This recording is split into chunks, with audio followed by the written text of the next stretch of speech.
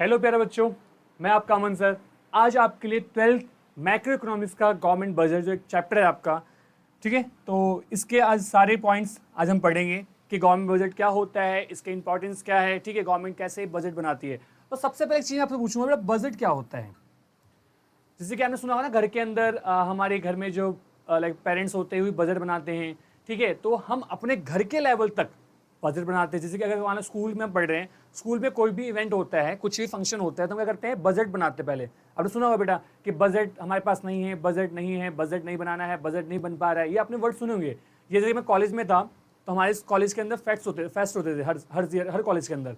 तो अगर मान लो एक टाइम नहीं हुआ था, हमने पूछा भाई फेस्ट क्यों नहीं हो रहा है, तो उन्होंने कहा कि हमारे पास इस बार ड्यू का बजट नहीं आया है।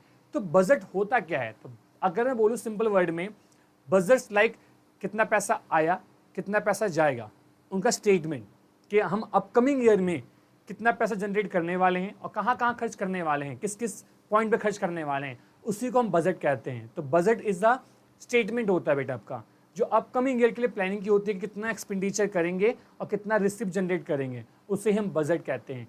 तो जैसे हम अपने लोग अपने स्कूल के लाइफ में क्या होते हैं, हम भी अपने पॉकेट मनी देखते हैं ना, कितना पैसा आएगा तो इतना यहाँ खर्च करेंगे, तो बजट बनाते हैं ना, तो उस छोटे लेवल पे हो गया।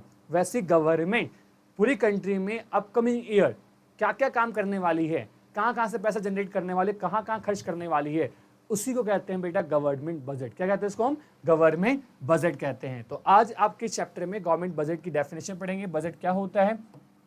आई होप कि बजट का मतलब समझ आ गया बेटा। बजट एक फाइनेंशियल स्टेटमेंट होता है जो एक्सपेंडिचर और रिसिप्ट को दिखाता है कि कहाँ से पैसा आएगा, कहाँ पैसा जाएगा।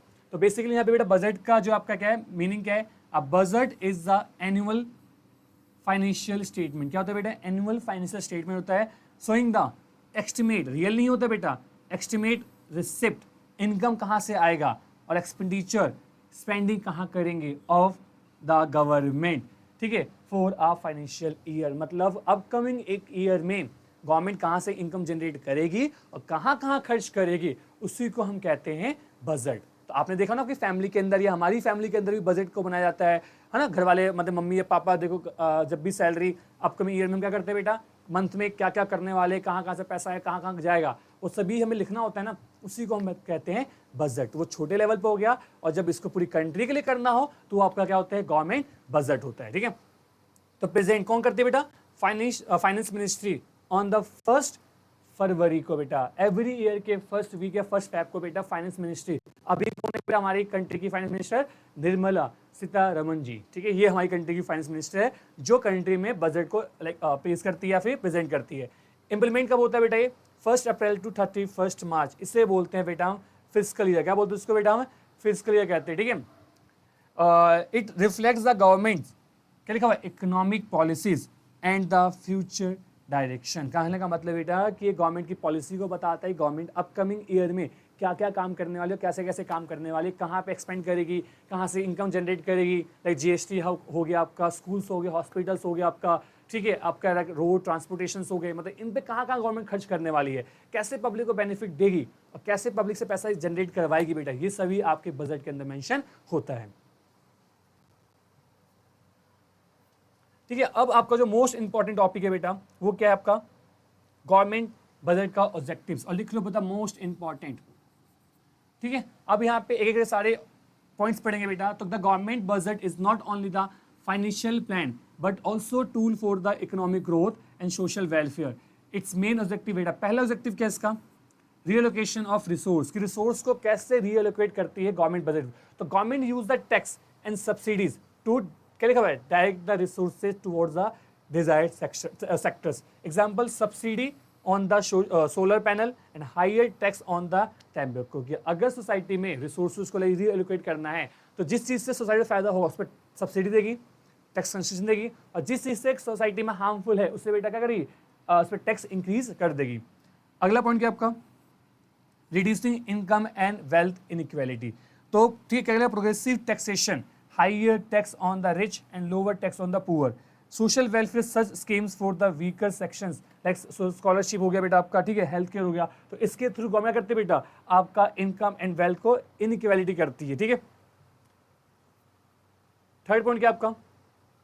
इकोनॉमिक ग्रोथ, क्या आपका बेटा इकोनॉमिक स्टेबिलिटी, क्या आपका इकोनॉमिक स्टेबिलिटी। स्टेबिलिटी का मतलब क्या होता है, ना तो इन्फ्लेशन ना ही deflation. The budget have to control inflation, जब प्राइस बढ़ जाए, एंड डिफ्लेशन, जब प्राइस कम हो जाए। तो अगर कंट्री में इन्फ्लेशन है तो गवर्नमेंट अपना खर्चा कम कर देगी, और अगर कंट्री में डिफ्लेशन है तो गवर्नमेंट अपना खर्चा बढ़ा देगी। तो during the inflation government reduce the expenditure, और during deflation increase the spending.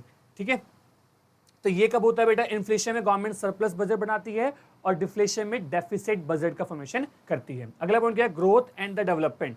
तो budget promote the capital formation by the investment in the infrastructure, industry and agriculture, और एजुकेशन, हेल्थ, ठीक है, technology are major areas of focus. तो government अपना पैसा जो है बेटा कहाँ खर्च करती है, ग्रोथ करवाने में, और डेवलपमेंट प्रोसेस के अंदर गवर्नमेंट इन्वेस्टमेंट करती है, जिससे कंट्री के अंदर बेनिफिट हो पाए। अगला क्या है, एम्प्लॉयमेंट जनरेशन। गवर्नमेंट क्या करती है, एम्प्लॉय जनरेट करती है। तो through the scheme of like मनरेगा, ठीक है, आपका हो गया बेटा स्किल्ड इंडिया, स्टार्टअप इंडिया, जी, policy investment in the infrastructure created the direct and indirect jobs. तो गवर्नमेंट ट्राई करती है बेटा कि अपने बजट पॉलिसी से जॉब्स क्रिएट करे, जिससे जो आपके अनएम्प्लॉयड जो पर्सन से बेटा कंट्री के यूथ जो है बेटा उनको जॉब क्रिएट हो पाए। तो ये आपके क्या है गवर्नमेंट के ऑब्जेक्टिव थे। अगला पॉइंट क्या आपका, management of public enterprise. Government का पता है ना, गवर्नमेंट के खुद के कंपनीज को मैनेज कर, लाइक रेलवे हो गया बेटा, तो मैनेज करती है। The budget highlight the performance of government on companies and allocate the fund for their employment. तो गवर्नमेंट के अंडर जो कंपनियां हैं उसके लिए गवर्नमेंट कैसे क्या काम करेगी, कितना लाइक पैसा इसमें इन्वेस्ट करेगी, उसके लिए भी गवर्नमेंट अपने बजट में बताती है। अगला पॉइंट क्या बेटा, एक्सटर्नल स्टेबिलिटी। तो इसमें क्या होता है, budget ensure the proper management of import export, foreign exchange reserve and external डेब्ट। तो गवर्नमेंट ट्राई करती है बेटा कि एक्सपोर्ट इंपोर्ट में कैसे बैलेंस कर पाए, ठीक है, उसके बाद फॉरेन एक्सचेंज रिजर्व, डॉलर कैसे कंट्री में आ पाए बेटा, और एक्सटर्नल डेब्ट जितना भी लोन देखा उसको कैसे मैनेज करे, ये गवर्नमेंट अपने बजट के थ्रू पूरा क्लियर करती है। तो बजट का मतलब एनुअल स्टेटमेंट होता है बेटा, जो 1 अप्रैल से 31 मार्च गवर्नमेंट इंप्लीमेंट करती है, और आता कब है, 1 फेब को आता है। जिसके बाद क्या होता है कि गवर्नमेंट अपने बजट के थ्रू कुछ मेन गोल्स सेट करती है, ऑब्जेक्टिव सेट करती है, जिसमें आपका पहला पॉइंट था,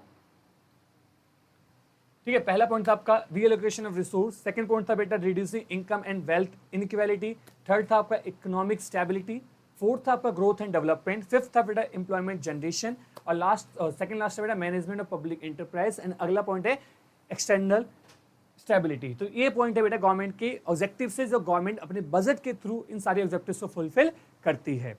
ठीक है, नेक्स्ट वीडियो में हम आपको बेटा इसके बाद गवर्नमेंट का जो बजट का जो कंपोनेंट्स है वो डिस्कस करेंगे।